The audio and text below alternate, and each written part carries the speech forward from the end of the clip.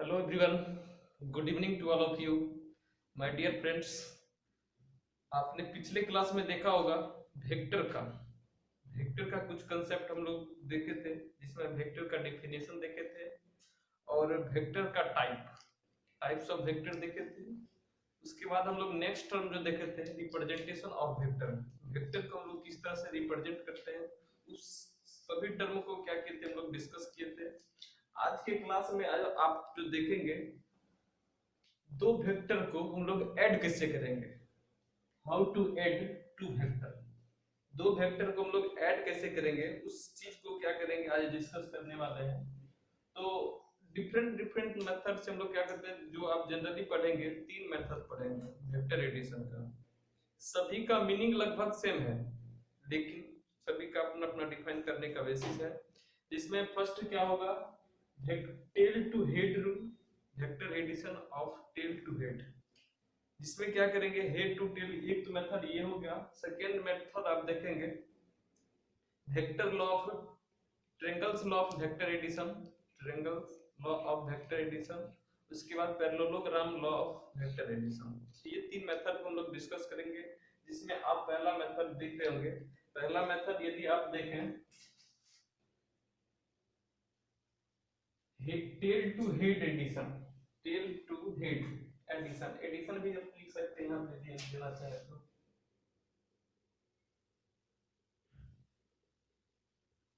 Tell to head addition, इस addition rule में आप डेफिनेशन यदि देखेंगे, in this rule we draw the first vector then draw the second vector such that tail of second vector lies on head of first vector. यदि आप देखें इस statement के अकॉर्डिंग हम लोग लिखना चाहें, स्टेटमेंट के अकॉर्डिंग क्या लिख सकते हैं, मान लेते हैं ये ये मेरा एक वेक्टर है, जिसको नोटेशन रिप्रेजेंटेशन के लिए वेक्टर ए हम लोग बोल देते हैं। सेकेंड यदि आप देखें तो मान लेते हैं ये मेरा वेक्टर बी है, ये वेक्टर बी है। इसमें देखें in this rules we draw the first vector draw किए, then we draw second vector such that tail of second vector,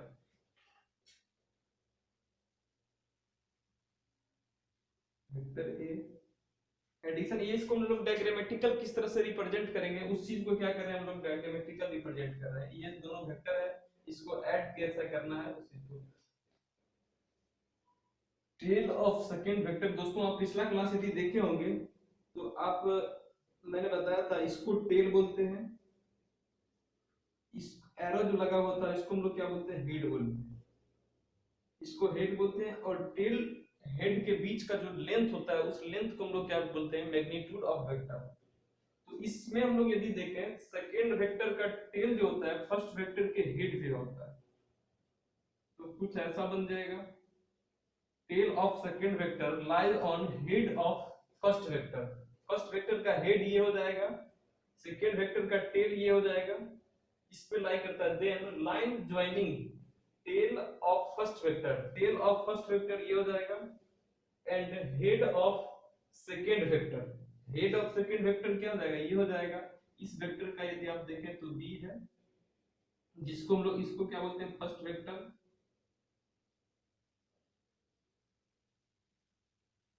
इसको क्या बोले, सेकेंड वेक्टर।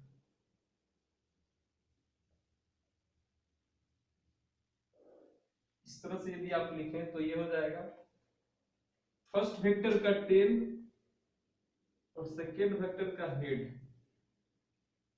इस तरह से यदि मिलाते हैं हम लोग को लाइन सेगमेंट क्या आ जाएगा, ये एरो इस तरह से, ये क्या होगा, रिजल्टेंट वेक्टर, इसको हम लोग क्या बोलेंगे, रिजल्टेंट वेक्टर।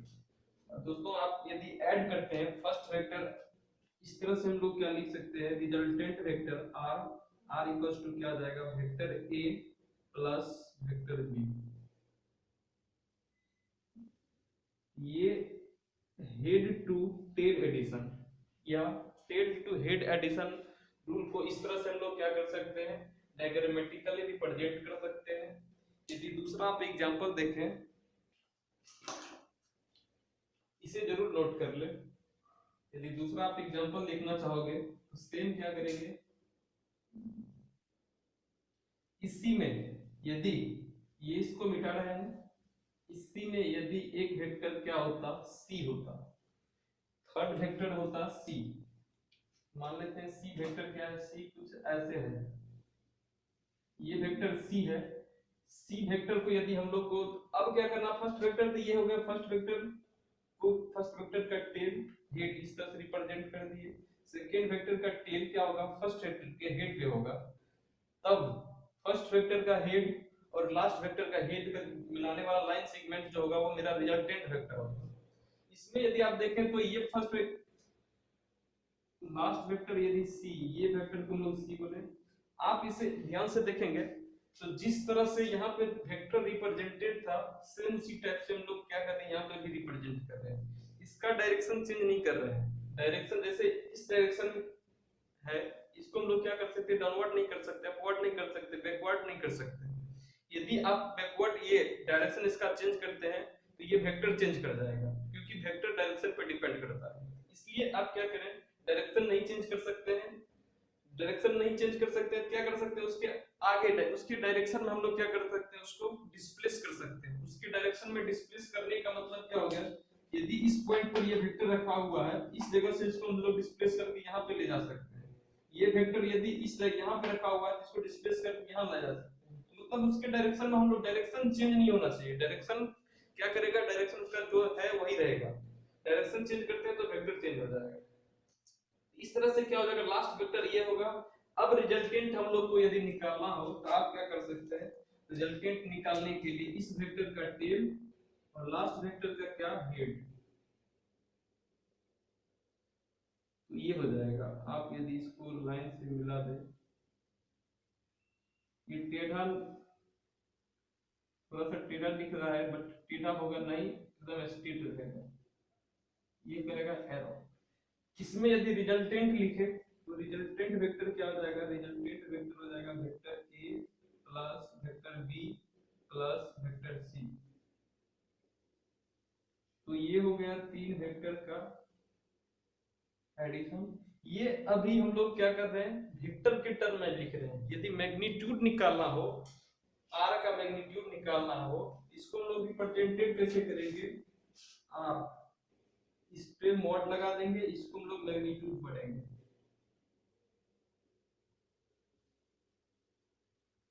दो वेक्टर को हम लोग ऐड करेंगे, उसका मैग्नीट्यूड किस तरह से फाइंड करेंगे वो सब का भी कंसेप्ट हम लोग देखेंगे। इसे आप नोट कर लें। इसके बाद हम लोग देखते हैं triangle law of vector addition. तो जी साथियों, ने देखा था जस्ट पीछे tail to head addition. Tail to head addition में हम लोग वेक्टर को किस तरह से ऐड करते हैं, ये second method of vector addition यदि आप देखेंगे तो triangle law of addition of two vector. इसलिए क्या करें, आप नोट कर ले, दोनों का अप्रोच टू मीनिंग सेम है ऐड करने का, बट दो मेथड है, तो आप क्या करें, जरूर नोट करें।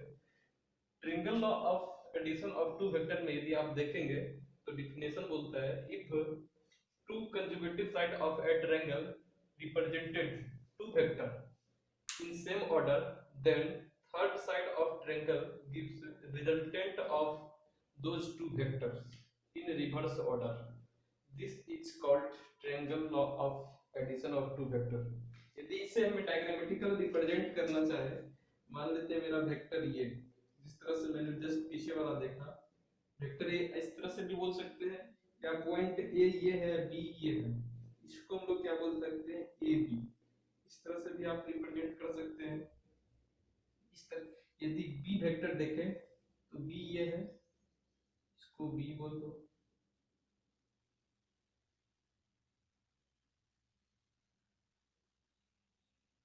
इसका बी, बी, इसका क्या है, सी। ट्रायंगल का यदि इसे ट्रायंगल के फॉर्म में यदि रिप्रेजेंट करना चाहे, ये वेक्टर ए हो जाएगा।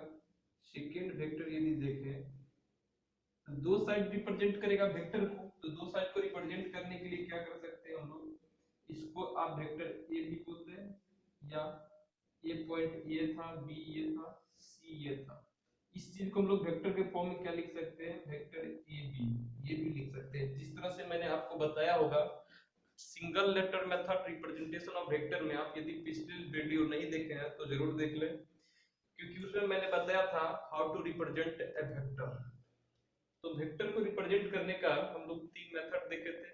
फर्स्ट था बोल्ड लेटर मेथड, सेकंड था डबल लेटर मेथड, लास्ट क्या था, सिंगल लेटर मेथड। तो डबल लेटर मेथड में मैंने बताया जिस तरह से पॉइंट ए टेल को रिप्रेजेंट करे, हेड बी हेड को रिप्रेजेंट करे, तो वेक्टर को यदि हम लोग लिखना चाहेंगे ए बी, ऊपर में वेक्टर का सिंबल दे देंगे, ऊपर में ये एरोज रहता है वो डायरेक्शन ऑफ वेक्टर रिप्रेजेंट करता है। इस तरह से लिख सकते हैं। इस चीज को यहाँ पर लोग रिप्रेजेंट करना चाहेंगे इस स्टेटमेंट के अकॉर्डिंग। तो टू कंजुगेटिव साइड वेक्टर को रिप्रेजेंट कर रहा है ए बी बी सी, ये वेक्टर क्या है बी, और क्या करके लिख सकते हैं बी सी, बी सी। आप इसे सी भी नहीं लिख सकते हैं क्योंकि ये डायरेक्शन डायरेक्शन उल्टा हो जाएगा, अपोजिट हो जाएगा। तो थर्ड साइड क्या हो जाएगा, थर्ड साइड कुछ ये होगा,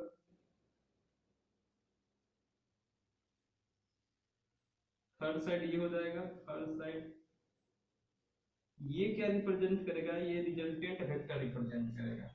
रिजल्टेंट वेक्टर क्या बोल सकते हैं, इसको हम लोग बोल सकते हैं ए सी, ए से सी की तरफ जा रहा है इसलिए इसको क्या बोलेंगे ए सी। यदि इसे रिजल्टेंट और इक्वल्स टू रिजल्टेंट है, रिजल्टेंट वेक्टर जब भी लिखेंगे ना उसके लिए हम लोग क्या यूज करेंगे आर, आर यूज करेंगे, आर फॉर रिजल्टेंट। इसे यदि आप लिखना चाहें इसे क्या लिख सकते हैं, आर इक्वल्स टू हम लोग लिख सकते हैं जिस तरह से मैंने पिछले tail to head addition rule में लिखा था। तो वेक्टर आर इक्वल्स टू ये हो जाएगा, और आर को हम लोग क्या लिख सकते हैं A C, vector A C equals to A B को क्या लिखें वेक्टर ए बी, ए को लिख सकते हैं A B plus vector B को क्या लिख सकते हैं बी सी, बी सी। इस तरह से क्या हो जाएगा, ये दो आप नोट कर सकते हैं।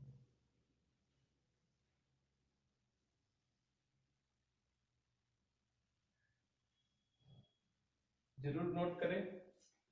इसी के बेसिस पे क्या होगा, काफी आपको क्वेश्चन बनेगा। ये बेसिक रूल यदि पता होगा हम लोग क्या कर सकते हैं, वेक्टर को इजी वे में ऐड कर सकते हैं।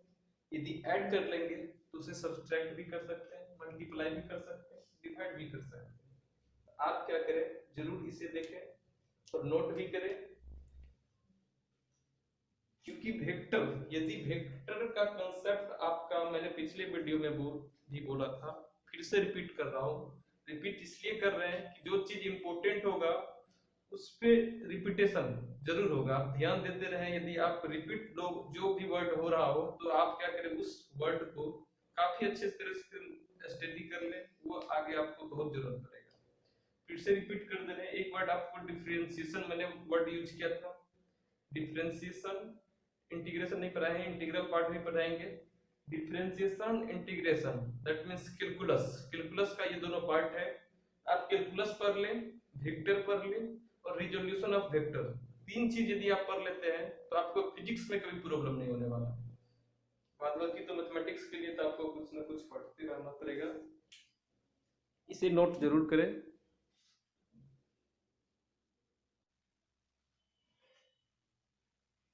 इस स्टेटमेंट के अकॉर्डिंग कुछ और आप समझना यदि चाहे तो इस स्टेटमेंट को तो ये तो रिजल्ट हो गया, इसे लिख ही लें। इसी के बेसिस पे हम लोग क्या लिख सकते हैं यदि आप देखना चाहोगे, जैसे मैंने इस स्टेटमेंट के अकॉर्डिंग क्या लिख सकते हैं, इस स्टेटमेंट के अकॉर्डिंग यदि आप लिखना चाहेंगे A C vector equals to क्या होगा ए बी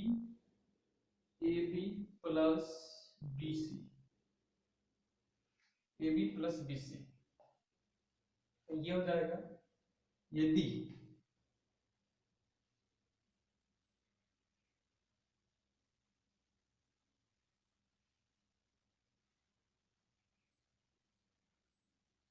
आप यदि इसको हम लोग क्या कर सकते हैं A C equals to A B plus C B, C B नहीं लिख सकते, इसको हम लोग ये चीज नहीं लिख सकते हैं, ये स्टेटमेंट क्या हो जाएगा, ये यदि आप लिखते हैं ये गलत हो जाएगा, ये क्या रहेगा सही। इसके अकॉर्डिंग क्या करेंगे, क्वेश्चन प्रैक्टिस कराएंगे तो उसके सेशन काफी आपको मतलब इसके बेसिस पे कंसेप्ट मिलेगा, आप उस चीज का वेट करें, इसे नोट कर लें।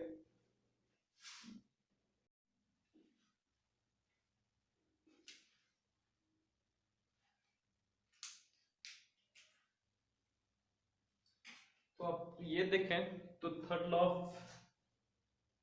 ऑफ वेक्टर एडिशन है। Third law of vector addition में क्या है, parallelogram law of vector addition. इसमें यदि आप देखेंगे तो two side, if two side of parallelogram represents two vector, then diagonal represent sum of two vectors और resultant vector। sum of two vector बोले या फिर resultant vector, दोनों का मीनिंग क्या रहेगा, सेम रहेगा। इसके बेसिस पे यदि हम लोग डायग्राम बनाए तो डायग्राम कुछ एक वेक्टर तो ये हो गया। सेकेंड, यदि टू साइड ऑफ पैरेललोग्राम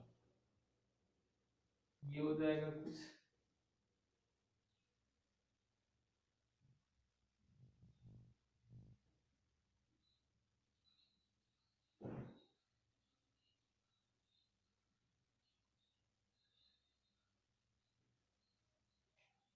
ये पैरेलल होता है, ये पैरेलल होता है, ये साइड इसके बराबर, ये साइड इसके बराबर होता है। इसका यदि आप नाम देना चाहेंगे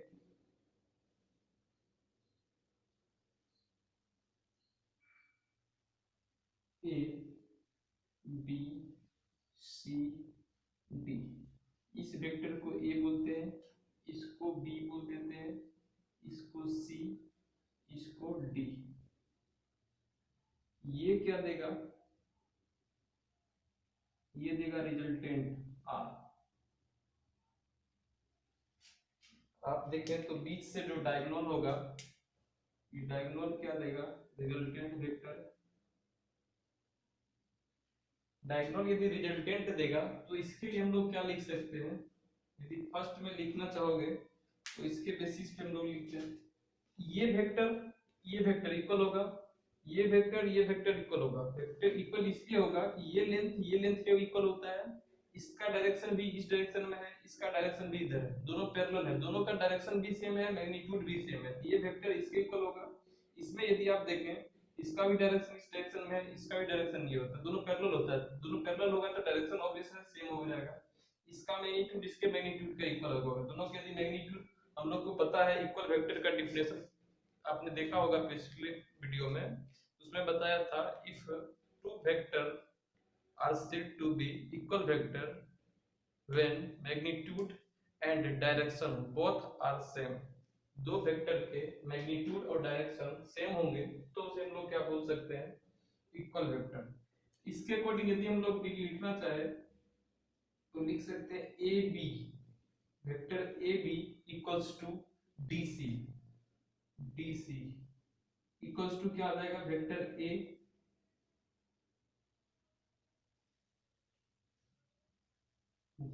इसमें यदि लिखना चाहे तो A D, vector A D equals to B C, B C equals to क्या हो जाएगा, लिखना चाहोगे तो D equals to C equals to इसमें बी, ये भी लिख सकते हैं। यदि रिजल्टेंट के अकॉर्डिंग लिखे तो लिख सकते हैं आर, आर इक्वल्स टू आप क्या लिख सकते हैं, इस ट्रायंगल में, यदि इस ट्रायंगल में आप बढ़ना चाहें, in triangle A B C, A B C, A B C में यदि आप देखेंगे इसके अकॉर्डिंग हम लोग क्या लिख सकते हैं, R equals to A plus, या एबीसी के फॉर्म में लिख लेते हैं, resultant vector R equals to हम लोग लिख सकते हैं A B, vector A B plus B C, A B plus B C हो जाएगा। इसको हम लोग क्या लिख सकते हैं, यदि इसको लिख सकते हैं ए बी को वेक्टर ए लिखेंगे, बीसी को क्या लिख सकते हैं, वेक्टर बी। ये तो होगी ट्रायंगल एबीसी में, इन ट्रायंगल इस ट्रायंगल में यदि देखेंगे ADC, इसमें क्या हो जाएगा, रिजल्टेंट वेक्टर जो होगा, रिजल्टेंट वेक्टर फर्स्ट वेक्टर का हेड ये वेक्टर प्लस ये वेक्टर कितना देगा, मतलब AD plus DC, AD plus DC ये देगा। AD का वैल्यू यदि आप देखें यहाँ से तो वेक्टर D है, ये क्या हो जाएगा D, vector D plus DC का वैल्यू देखेंगे तो वो क्या आ जाएगा C। इसके अकॉर्डिंग इस इक्वेशन को हम लोग फर्स्ट बोलते हैं, इसको क्या बोलते हैं सेकेंड।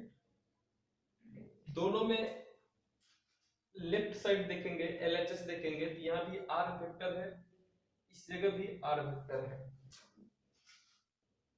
दोनों में LHS सेम है। LHS यदि सेम होगा तो RHS क्या होगा, RHS भी सेम होगा। तो लिखेंगे from equation first and second, first और सेकेंड से आपको यहाँ पे क्या रिजल्ट लिख सकते हैं, रिजल्ट लिखना चाहेंगे तो AB plus BC equals to vector D plus C। ये स्टेटमेंट लिख सकते हैं। और ऊपर में यदि आप देखें तो A क्या है, A वेक्टर C के बराबर है, A है C के बराबर, B है D के बराबर, B है D के बराबर। तो हम लोग और करके क्या लिख सकते हैं, और vector A plus vector B किसके बराबर है, B है B के बराबर, तो इसके जगह पर क्या लिख सकते हैं B प्लस C है A के बराबर, तो ये क्या लिख सकते हैं A। आपने देखा होगा यदि अलजेब्रा पढ़ा हो तो अलजेब्रा में देखा होगा commutative law, associative law. Commutative law में क्या होता था, A plus B equals to B plus A, ये होता था। इस सिचुएशन, इस कंडीशन को जो स्टेटमेंट सेटिस्फाई करता था उसको हम लोग क्या बोलते हैं, ये कम्यूटेटिव लॉ को फॉलो कर रहा है। इसी के अकॉर्डिंग हम लोग ने इस पैरेललोग्राम में देखा है कि AB इक्वल्स टू BA हो जा रहा है, AB इक्वल्स टू BA हो जा रहा है। इस से हम लोग क्या क्लियर कर सकते हैं, लिखेंगे वेक्टर एडिशन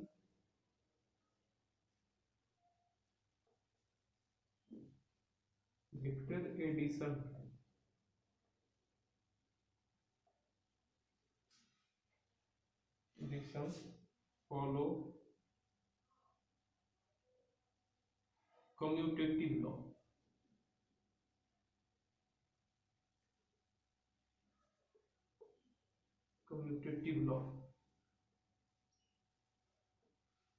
कम्यूटेटिव लॉ और एसोसिएटिव लॉ दोनों लॉ को फॉलो करता है।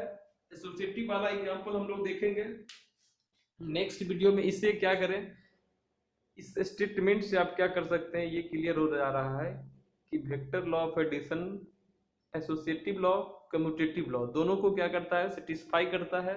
इसलिए स्टेटमेंट में यदि पूछा जाए vector addition follow vector law of addition, ये कम्यूटेटिव लॉ लिखेंगे यस, एसोसिएटिव लॉ तो यस, क्योंकि मैंने ये एग्जांपल से देख लिया है।